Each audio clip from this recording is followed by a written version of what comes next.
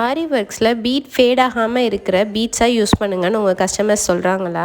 இந்த ரீலில் நான் சொல்கிற 4 மெயின்டெனன்ஸ் ரூலை ஃபாலோ பண்ண சொல்லுங்கள். ஃபஸ்ட்டு ஒரு விஷயத்தை புரிஞ்சுக்கோங்க. நம்ம ஆரி ஒர்க்கில் பண்ணுற எந்த பீட்ஸும் கோல்டு இல்லை, அது ஜஸ்ட் கோல்ட் பிளேட்டட் தான்.